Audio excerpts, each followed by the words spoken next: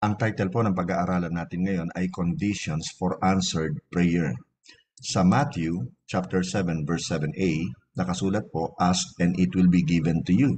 At sa verse 8a naman nakasulat, "For everyone who asks receives." So ang condition number 1 ay ask. Kung gusto nating masagot ang ating mga panalangin, humingi po tayo. Last week actually tinalakay po natin ang kwento ni Jesus tungkol sa isang lalaki na kumatok sa kanyang kaibigan isang hating gabi dahil meron siyang dumating bisita galing sa malayong lugar at siya po'y humihingi ng 3 pirasong tinapay. Paulit-ulit po siyang kumatok dahil ayaw na po siyang pagbuksan ng kanyang kaibigan sapagkat hating gabi na nga. Ayaw niyang magising mga bata pero sa kapipilit ng kanyang kaibigan, ng kanyang kapitbahay, pinagbuksan niya na ng pintuan at ibinigay niya ang hinihingi nito. So ang moral lesson po ng kwento ay humingi and ask boldly. Ask big. Humingi ng merong tapang.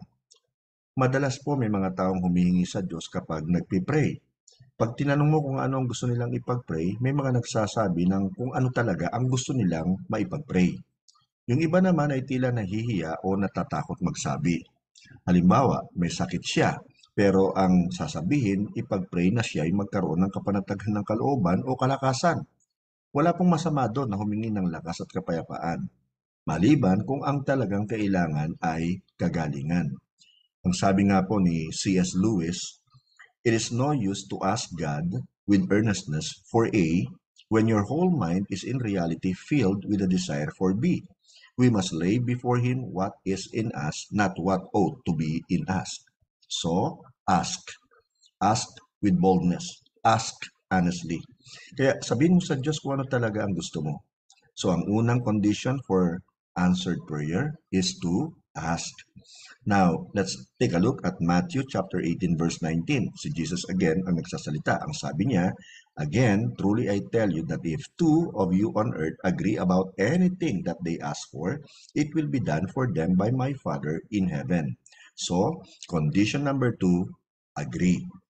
Kapag tayo sama-sama, nagkakaisa at nagkakasundo sa ipinagpe-pray natin, na ayon of course sa kalooban ng Diyos, gagawin niya kung ano ang hinihingi natin.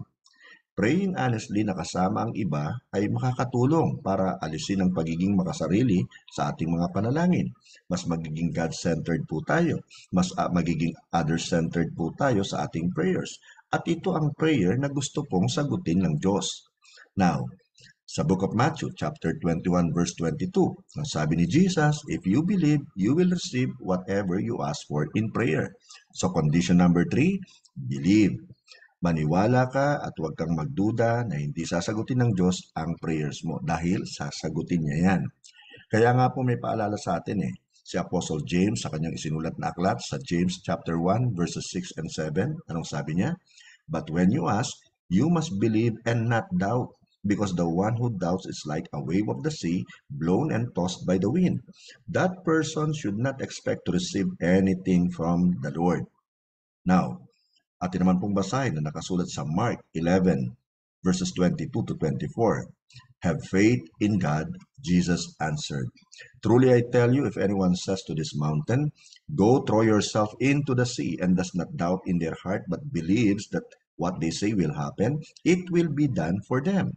At sa verse 24, "Therefore I tell you, whatever you ask for in prayer, believe or have faith that you have received it, and it will be yours."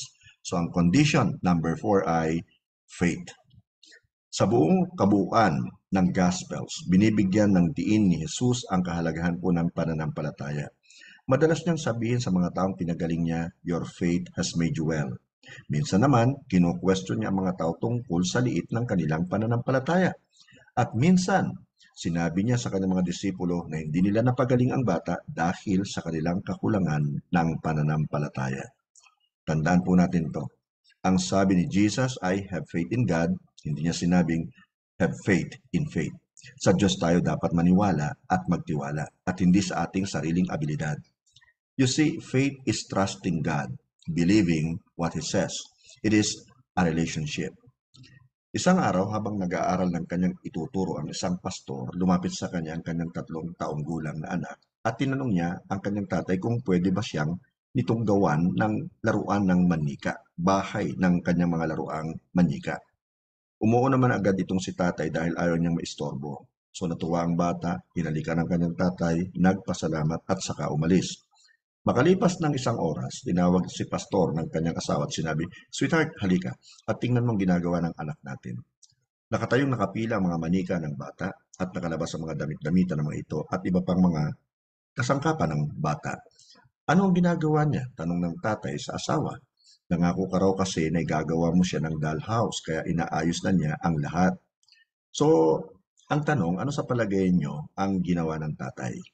Of course, gumawa siya ng dollhouse. Ito po isang magandang larawan ng pananampalataya. Naniniwala tayo sa sinasabi ng Diyos na ating Ama and we act on it.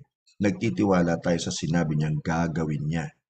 Now, tingnan naman po natin ang nakasulat sa Book of John, chapter 14, verses 13 to 14.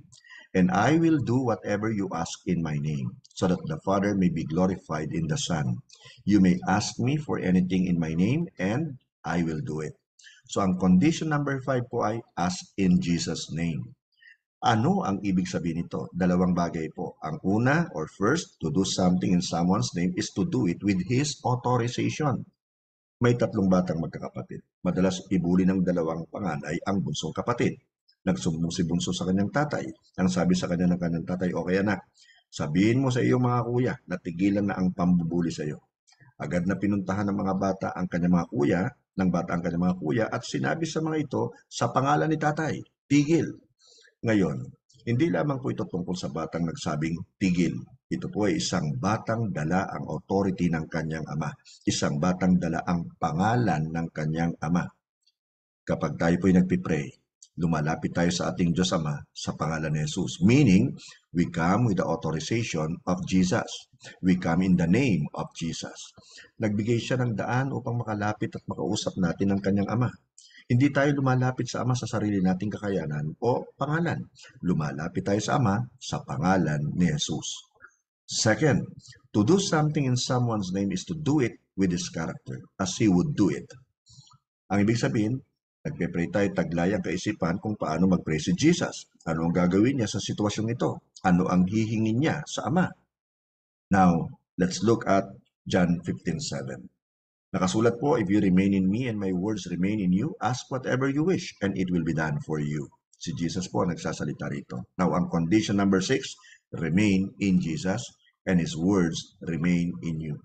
Sa madaling salita po, mas makakapag-pray tayong mabuti kung mananatili tayo kay Jesus. Kung mananatili po tayo sa ating relasyon sa Kanya. Kung mananatili tayo sa Kanyang salita na gumagabay sa atin. So, kapatid kaibigan, napag-aralan natin ngayon ang clear conditions na humahamon sa atin na lumago sa ating relasyon kay Jesus. Now, God willing, sa susunod po nating pag-aaralan ay pag-uusapan naman natin ang problem kung bakit hindi nasasagot ang prayers natin. Kung gusto mong malaman yon, huwag kang mawawala sa susunod na Wednesday. Amen.